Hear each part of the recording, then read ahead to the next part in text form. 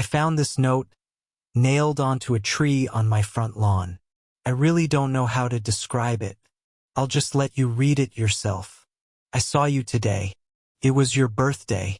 You didn't see me, you hardly ever do these days. Your skin looked so nice and healthy. And your eyes, they were the most beautiful I'd ever seen them. You've grown so much. I remember how you different used to look when you were younger. I remember the day I first met you. It was 4 years ago. I was sitting on my desk, head down, listening to the teacher rattling off names for attendance. The teacher called out a name I didn't recognize, and a stranger's voice answered behind me. Was there a new student? The teacher didn't pause for a second, just continued calling out name after name. I turned my head to where the voice had come from. I saw you, a pale thing so thin, your eyes so red, at a seat that should have been empty. I saw the fireflies flying around you, flickering. Dozens of them, never straying far from you. I saw them going through you and coming out through your skin, like you were a mist to them. Can you believe I thought you were a ghost? No one else seemed to acknowledge the new stranger sitting at the back of the class. Class after class, hour after hour passed as I waited for something to happen. For someone to notice you, for you to leave, for you to let out a ghoulish scream and claw at me like in the horror story I was certain I was in. But nothing happened. Teachers came and went. My classmates laughed and slept, and you just sat there. The bell rung for recess. The other kids ran to their mundanities for the day, leaving me and you together in the empty classroom.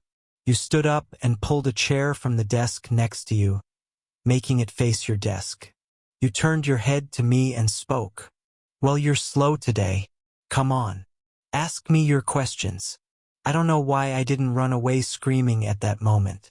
Probably would have turned out better for me in the long run, but let's not speculate.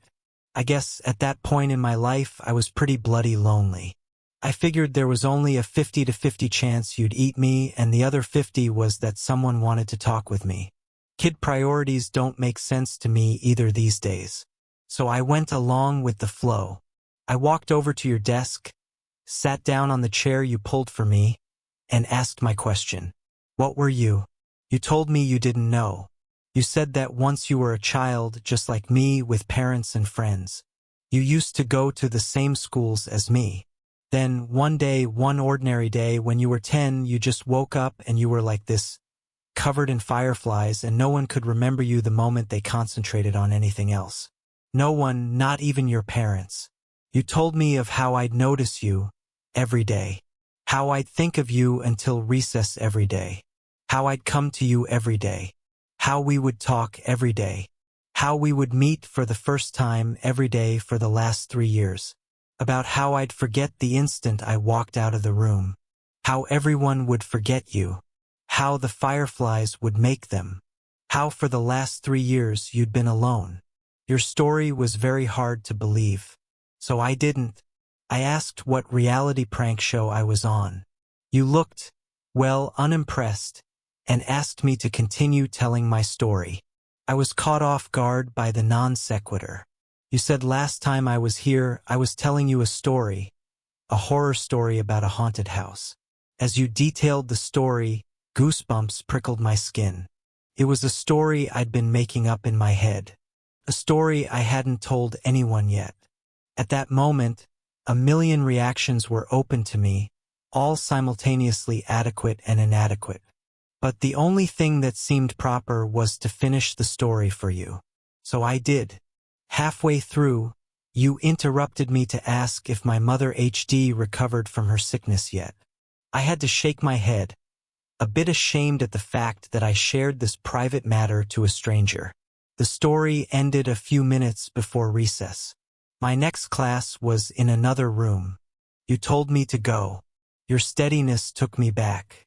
You seemed so accepting of your fate, like you'd already gotten used to the idea of being forgotten forever. I was a kid back then. I wasn't a particularly smart kid, and I was probably on the onset of a crush. So you can excuse what I did next as an example of my childhood stupidity. I grabbed my scissors, pressed it against my arm's skin, and dug in. As it drew blood, I pushed it forwards, till the cut forms the shape I wanted. Letter by letter, I carved your name onto my arm. Just so you know, I don't regret that. Don't get me wrong, kid power might have made me do it, but it sure as hell didn't make the pain go away. It was one of the most painful experiences of my life. But even then, as a kid, I thought what was happening to you was unfair. I remember how your eyes looked when you saw that. The confusion. How strange it was for you that anyone would want to remember. I remember that look so clearly. When I woke up the next day and saw your name on my arm, I remembered you. I didn't forget. That day, for the first time, we had a conversation that wasn't so one-sided. You said no one had ever done anything like that before and suggested I might have a mental illness. I won't deny it, that drew a little blood. As we talked, a creeping thought came into my head. Did you prefer it when I didn't remember? That night, I was sitting up on my bed, staring at your name on my arm, wondering if I should cover it up so I couldn't see it and give you back your privacy, when I heard a crash. I looked up to see my bedroom window shattered and a dirty rock on my floor. I looked out of the cracked window to see a dark figure on my lawn. You were outside yelling about how we should hang out. Took me a while to get used to how bad you were at talking to people. Years without practice made you quite a bit rusty. That was all right. We had a lot of time. For the next 2 years, we spent the most of our free time together. Most of the time, we talked. You'd tell me an aspect of your life and how you lived. You still stayed in your old house. Your parents never noticed the food gone missing, never noticed the extra room, and you'd stolen the extra keys. One night, I confided in you that I was beginning to think you were a part of my imagination, Fight Club style. After all, what could you do to me that I couldn't do to myself? You spent the next month or so trying to leave bite marks on my ear or neck to prove a point. I still have some on my ear, so I guess you did. Looking back, I could see the warning signs even then. Your skin seemed to get worse and worse, paler and paler, and you'd rub your eyes raw. It was in winter we had our wake-up call. The morning began like any other. I woke up, brushed my teeth, and started searching for clothes to wear. It was a winter morning, and my room was dark, so I didn't see your name on my arm. The cold sent shivers through my body, and pulled out a long-sleeve jacket. A small bell rang in my head, asterisk, don't you usually roll your sleeves up? Asterisk, yeah, and why did I? That L. I finished tidying up and headed to school. On the school bus, I felt oddly content, like something I'd been worrying about had just disappeared. I walked up the school stairs, down the hall, through my class door, and sat down on my desk. The same feeling of a burden forgotten hounded my mind. What was I forgetting? When recess came, I just sat at my desk while my classmates ran out. Felt like a ritual, but I didn't know what for. I was contemplating just walking out to join them. When I heard it, it was something small in the wind, like a whisper, but it came over and over, incessant. It sounded like my name.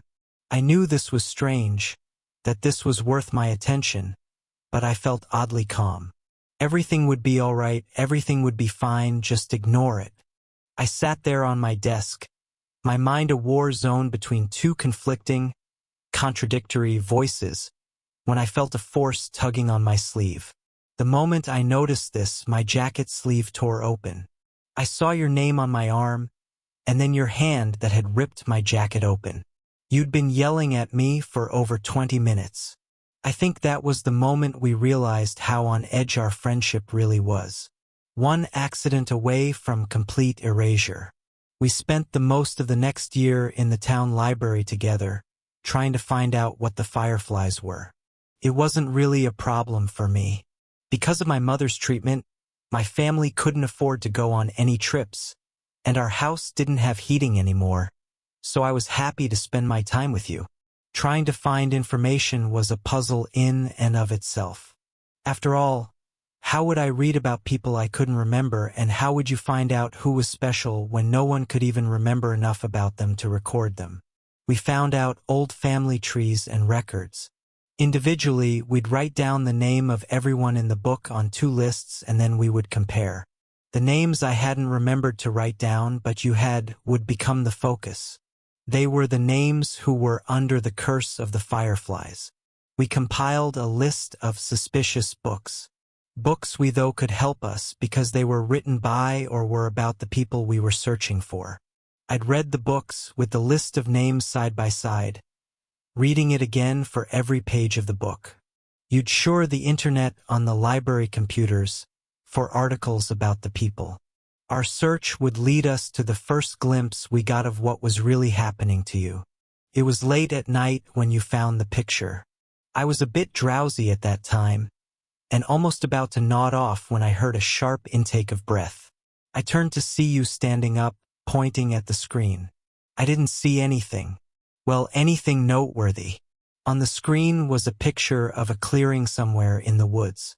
You held up your piece of paper where you'd marked out 2 names. Susie Appleby Reagan, 13. Terry Appleby Reagan, 12. Siblings. For a moment, I saw the paper and the screen side by side, and then I saw them. 2 figures emerging from the woods towards the camera. They were almost humanoid, but all 5 limbs stretched to nightmare's proportions. Blank white skin, pure albin that looked more like tree bark than anything on a mammal. A cloud of fireflies surrounded the duo. The shorter one looked emaciated. I could see the rib cages around which their eyes, God, their eyes. So small, so red. The longer one with their white hair didn't look alive anymore. They were just skin wrapped around skeletons. Their empty eye sockets had fireflies swarming out of them, both reaching for the cameraman. I looked at the article surrounding the picture. It was a blog post by Hiker 20 years after the 2 kids had been written about last. The picture was a mystery to the cameraman as well. He'd been wanting to go to the woods pictured for a while now, but he never actually remembered going there. The picture had just appeared in his camera one day, out the blue. For a moment, I looked at your face. Your thin, pale face with those red-veined eyes. Would that be you when my scar faded? Just a walking horror I'd glimpse, then forget? We worked through our reading list at a much faster pace starting from that moment. Maybe we should have gone slower. At least every book, every website we'd left untouched promised hope. The books we finished and tossed aside promised nothing but the clearing in the woods as your future.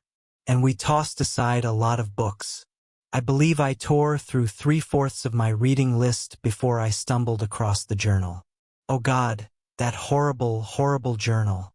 The journal used to belong to a mental patient named Joey who claimed to be a serial killer.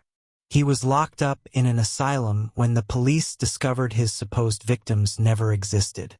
He was diagnosed with a need for attention and shoved away. They should have electrocuted him.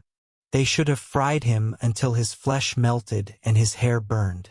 In the journal, he talked about how he carried out his killings.